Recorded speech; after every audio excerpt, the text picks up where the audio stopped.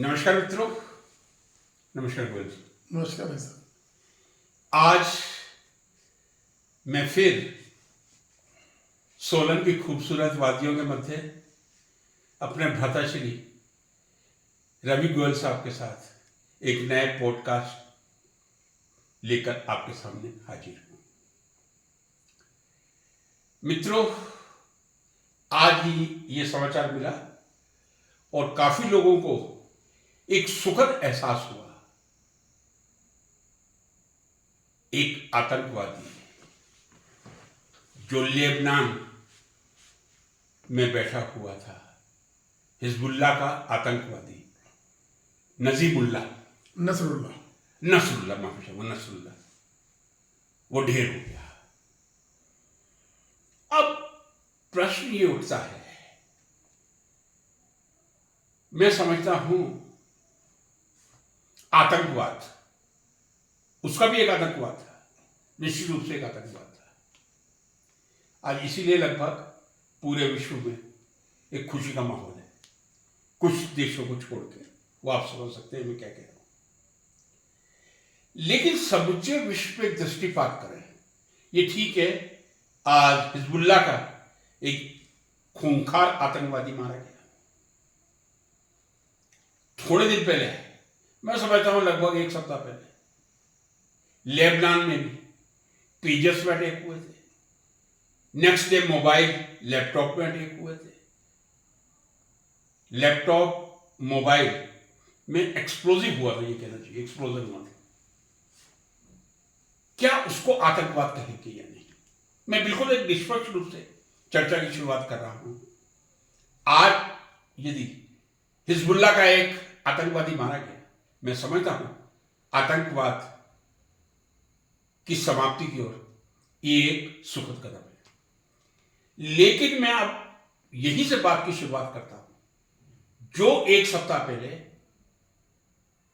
Israel द्वारा Lebanon में pagers को हैक करके, मोबाइल्स को हैक करके, लैपटॉप को हैक करके जो कुछ विस्फोट किए गए थे और ना जाने कितने निर्दोष व्यक्तियों की जान चली गई थी, क्या उसको आतंकवाद कहेंगे या नहीं कहेंगे? बस ये जो युद्ध चल रहा है, ये इजराइल का चल रहा है। Israel versus Lebanon.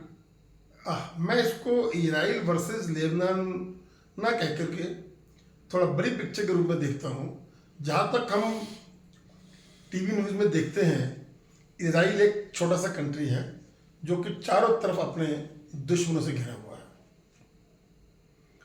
और उन्हीं दुश्मनों के अंदर उन्हीं कंट्रीज द्वारा क्रिएटेड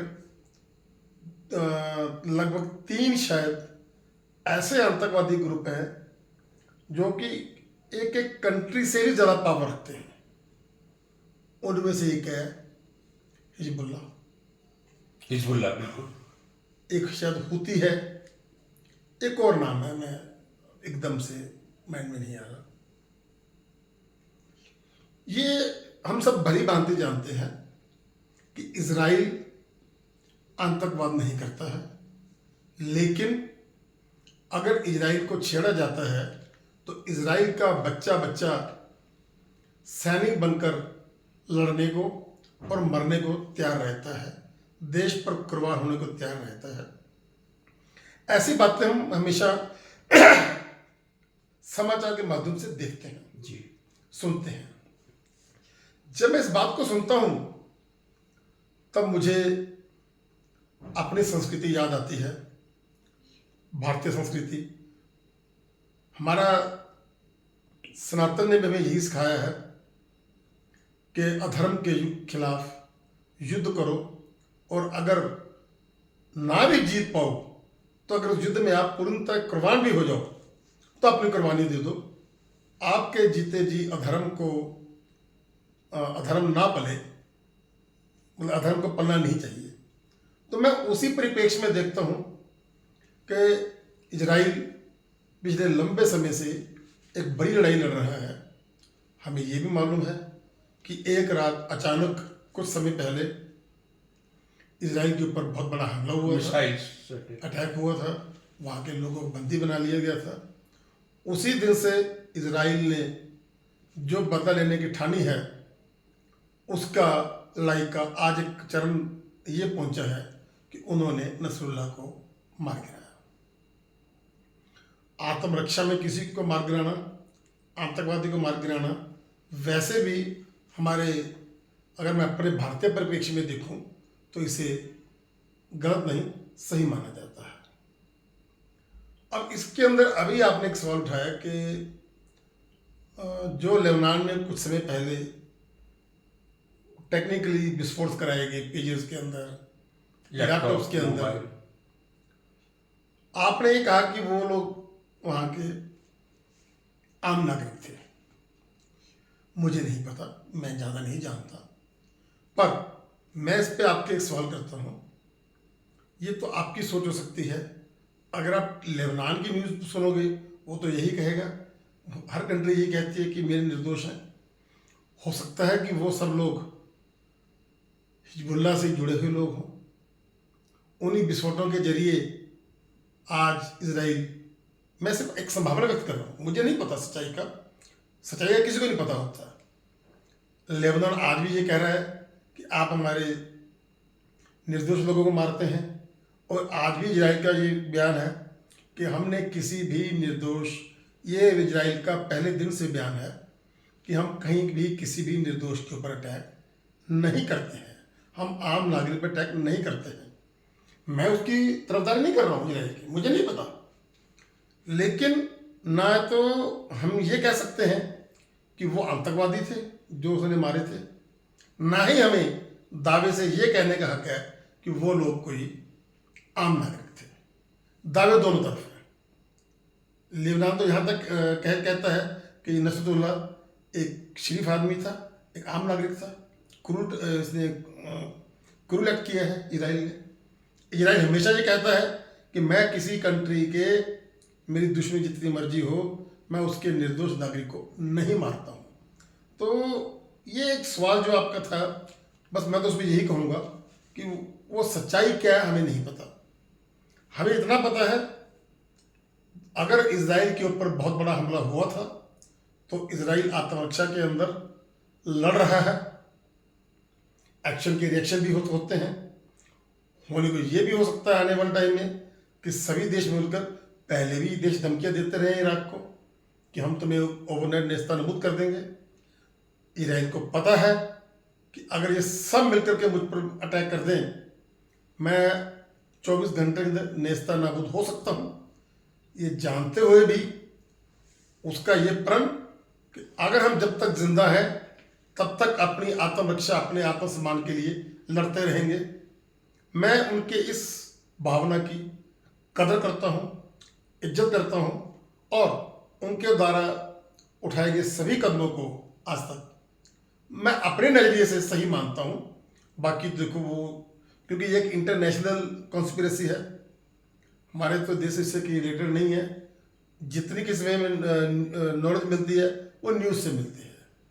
तो उस अपनी अल्प ज्ञान के आधार के ऊपर मैं मानता हूँ कि इजराइल एक ऐसा काम कर रहा है जिससे पूरे विश्व को शिक्षा लेनी चाहिए कि अपने आत्म रक्षा के लिए, अपने सम्मान के लिए आप तोप से टकरा जाओ, खत्म हो जाओ, कोई दिक्कत नहीं है। जियो तो सम्मान के साथ जियो। जी, अब मैं कहना चाहूँगा, कुछ प्रश्न उभरते मित्रों यहाँ पे। क्या हिंसा का मुकाबला हिंसा ही हो सकता है या अहिंसा से भी कोई मार्ग निकल सकता है? जहां तक मेरी स्मृति में है, इजराइल शायद लेबनान से ही अलग हुआ था। मैं दावे के साथ नहीं कह रहा, काफी पहले मैंने पढ़ा था, लेकिन थोड़ी धोबीन हो रही है स्मृति। इजराइल लेबनान से अलग हुआ था। अब इस अध्याय को मैं एक तरफ रख के दूसरी बात करता हूं। लगभग फरवरी 2022 से रूस और यूक्रेन के बीच संघर्ष चल रहा है, और उस संघर्ष अभी जारी है, रुका नहीं है अभी भी।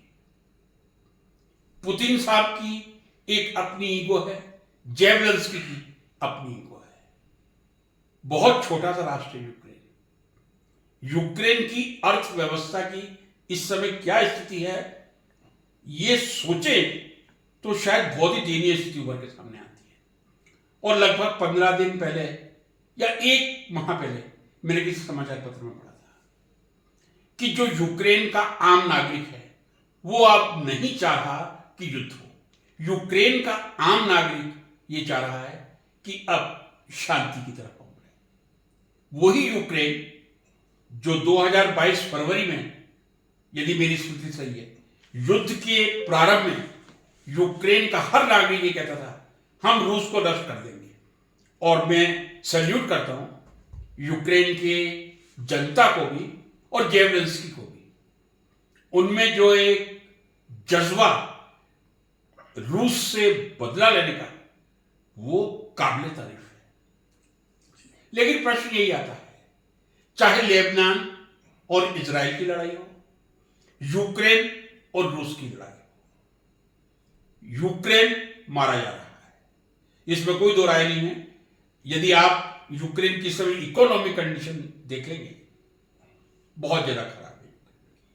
वो तो कई दूसरे विदेशों से जो सहायता मिल रही है उसके आधार पर आगे चल रहे हैं। एक बात मैं कई बार सोचता हूं, 2020 मार्च का महीना, मैंने जिंदगी में नहीं कभी सोचा था कि ऐसा भी समय आएगा जब पूरी दुनिया रुक जाएगी। कल्पना भी नहीं की थी मैंने, आपने भी नहीं की होगी, किसी ने भी नहीं की होगी कि एक दुनिया बिल्कुल स्टेटिक पोजीशन में आ जाएगी कोरोना के कारण।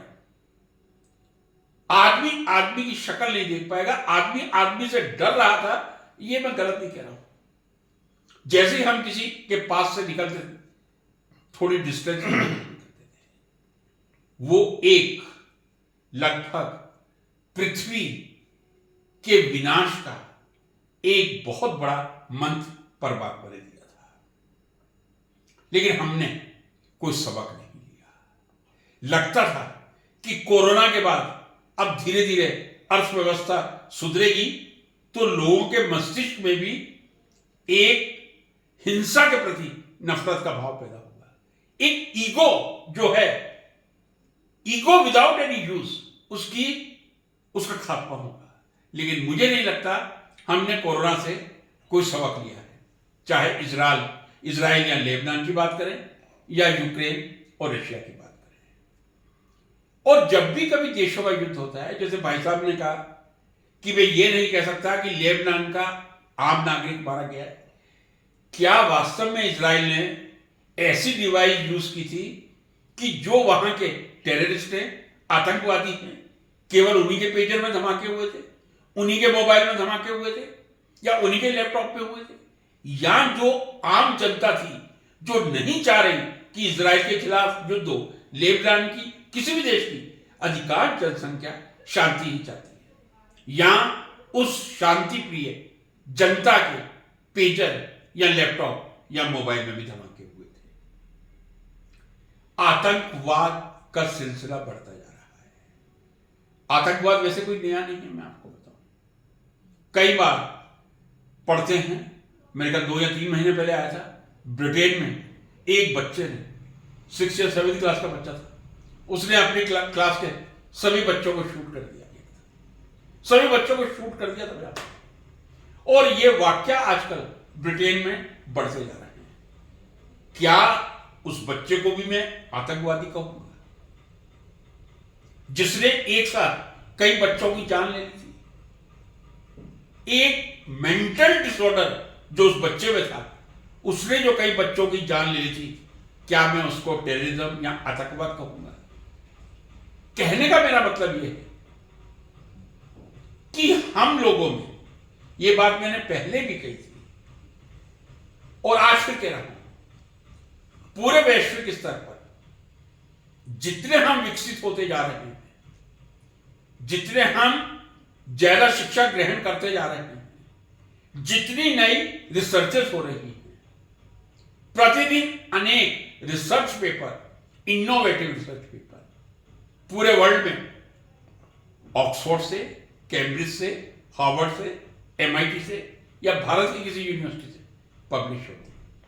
क्या ज्ञान के विस्तार का यही मतलब होगा कि हमारी जो ईगो है वो बढ़ जाए और टॉलरेंस जीरो हो जाए?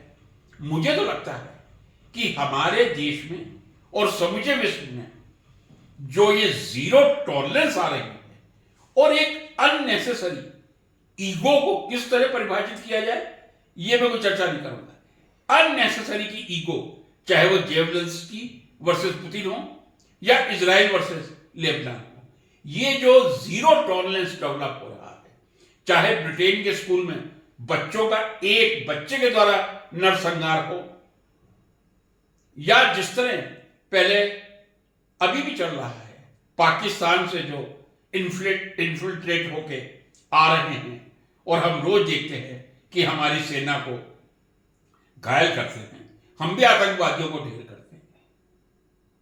ये सब किस लिए हो रहा है? इसके मूल में क्या है? चलिए मैं यही प्रश्न खड़ा करता हूं। मैं मानता हूं, दावे के साथ कह रहा हूं, विश्वास के साथ कह रहा हूं कि हमारी टॉलरेंस बहुत कम हुई है। हमारी का मतलब विश्व की, चाहे वो यूक्रेन हो, रूस हो, इजराइल हो या लेबनान या भारत हो, टॉलरेंस में इतनी कमी क्यों आ रही है? क्या कारण है आज यूके में एक 6ठी क्लास या 7वीं क्लास का बच्चा एक पिस्टल लेता है और वो पूरी क्लास को शूट कर देता है?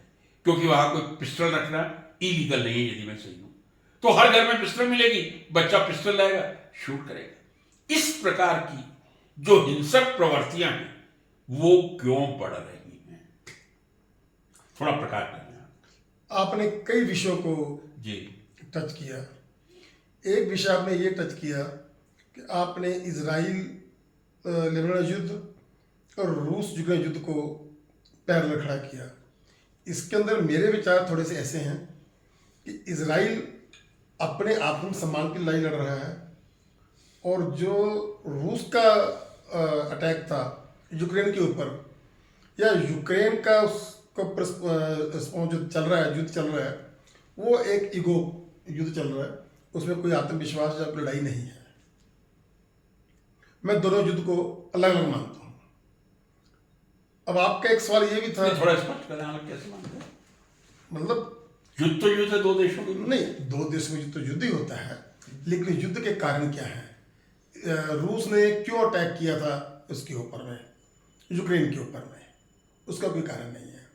अगर इजराइल ने अटैक किया है इन सब के ऊपर में तो उसके पीछे कारण है कि इन लेबनान ने, इन कंट्रीज ने शांति काल के अंदर इजराइल पे अटैक कर करके उसके 200-250 कुछ लोग 2000 लोगों को मारा था, लोगों को अगवा कर लिया था।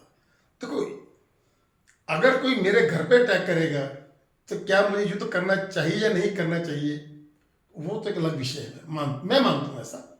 लेकिन समाचारों में रूस ने यूक्रेन पर अटैक किया था, उसके पीछे सिर्फ और सिर्फ उसकी पावर गेम थी, जहां तक हमने समझा इस चीज को। आपका जो सवाल है ये है कि लोगों में सहनशीलता खत्म होती जा रही है। भाई साहब, मैं तो ये मानता हूं कि ये आज की बात थोड़ी है। धर्म और अधर्म की लड़ाई आदिकाल से चली आ रही है। महाभारत भी तो हमने देखी, क्या कारण था, महाभारत क्यों हुई? शांति हर मोड़ पे सस्ती, ये भगवान कृष्ण का संदेश था।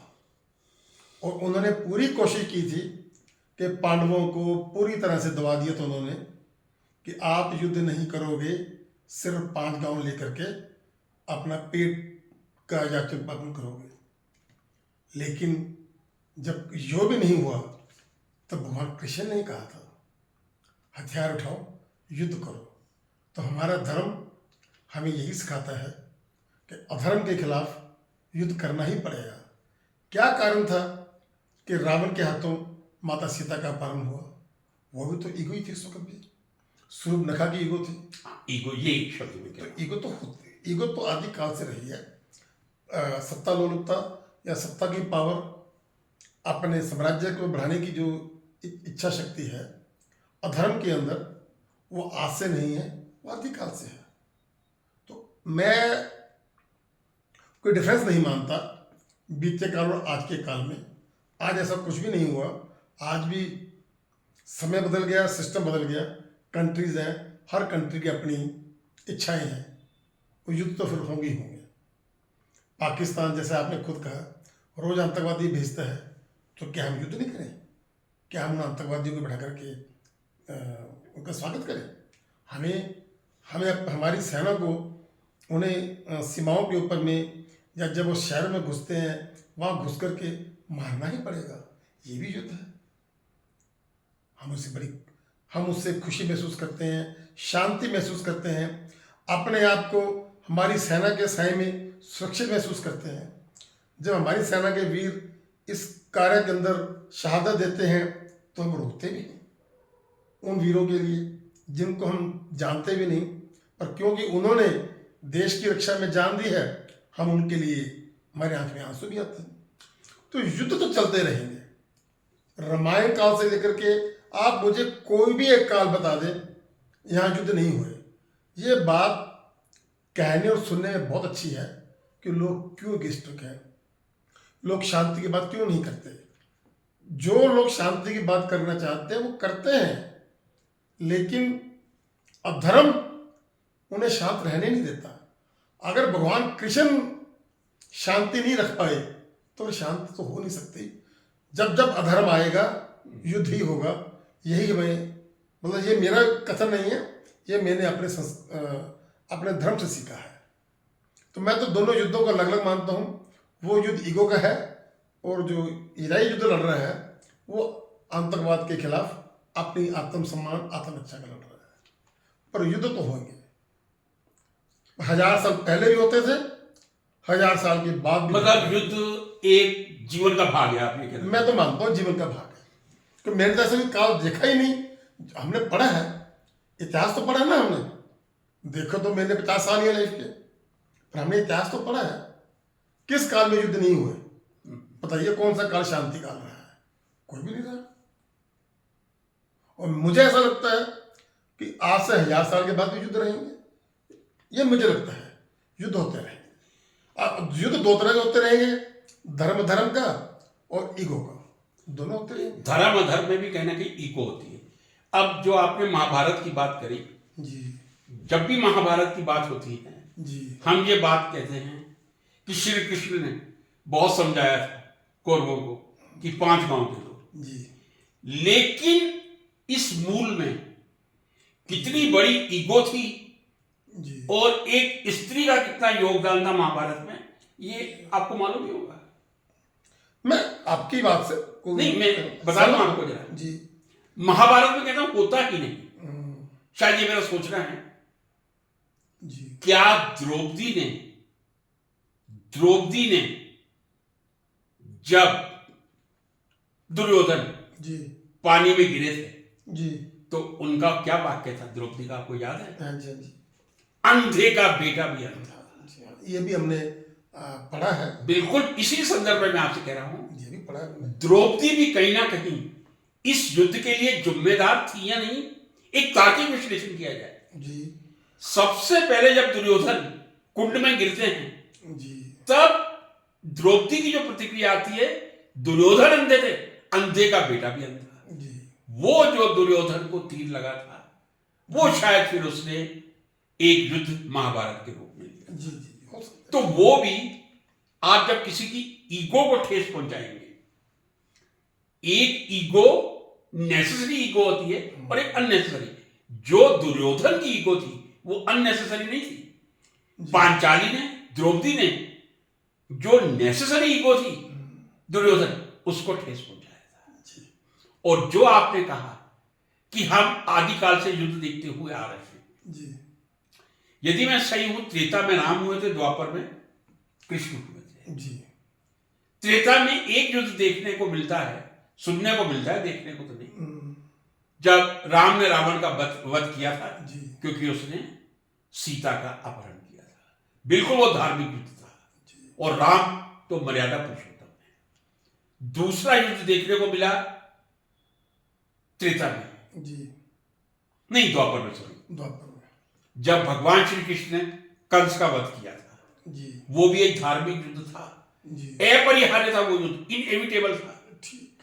किस तरह एक भाई अपनी कुर्सी के डर से, उस समय कुर्सी का मुंह देखिए, उसी का वो तो वही मैंने कहा, सत्ता तो अपनी हमेशा ही रही है। बहन के 6 बच्चों की हत्या करता है, और जब 7वां का नंबर आता है तब स्वयं कंस ने अपनी मृत्यु का आमंत्रण करता है।